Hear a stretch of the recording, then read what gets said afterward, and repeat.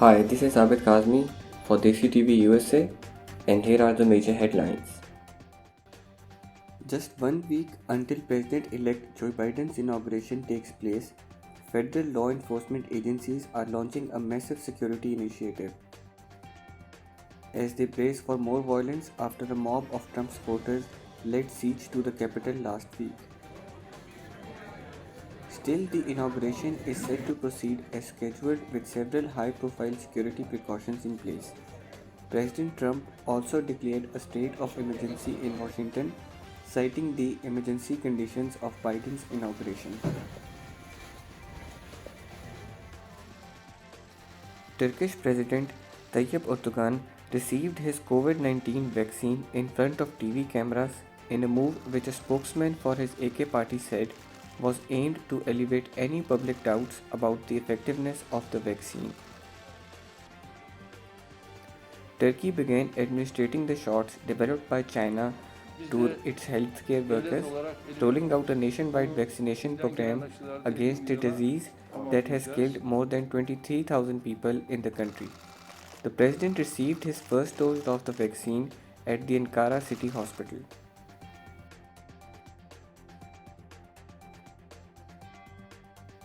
Just 1 week before President elect Joe Biden is set to be inaugurated, there were signs that moving day is approaching, as workers outside the White House and the old executive office building could be seen unloading and carrying out boxes. Workers unloaded stacks of empty boxes from a truck parked in front of the old executive office building, which houses hundreds of offices of White House and federal officials, while several people were seen loading boxes and other items from the West Wing into the trunk of nearby cars.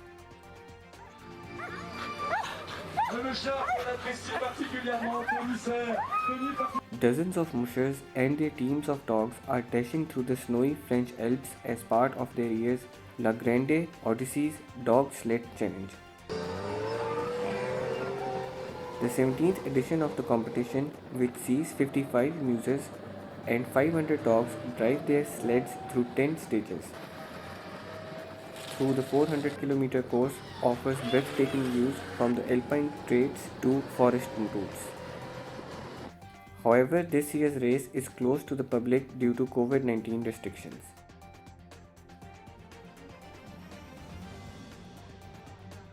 A father in China's southwest province of Sichuan recently made a 5-meter tall Ultraman with scrap tires as a birthday gift for his son. The father spent 15 days turning more than 1,000 tires into an Ultraman statue with his two brothers. Thanks to the brothers' artistic skills, their Ultraman turned out to be a realistic rendering of the popular figure. In addition to Ultraman, the three brothers have made tire sculptures of a dragon and a horse. In November last year, the three brothers opened the scrapped Tire Brothers workshop to produce handicrafts made of scrapped tires. The Indian Army has martyred a Pakistan Army soldier in what became the latest unprovoked ceasefire violation in the Gujar sector. The Inter-Services Public Relation in its statement said the Indian troops initiated unprovoked ceasefire violation along LOC in Diva sector, and in a prompt response, Pakistan Army inflicted heavy losses to the enemy in terms of men and material. In intense exchange of fire, Sepoy Nabil Liaquat, aged 28, resident of Gujar Khan, embraced martyrdom while responding valiantly to the Indian unprovoked ceasefire violations. Thank you for watching. For more news and updates, please click on our link tree.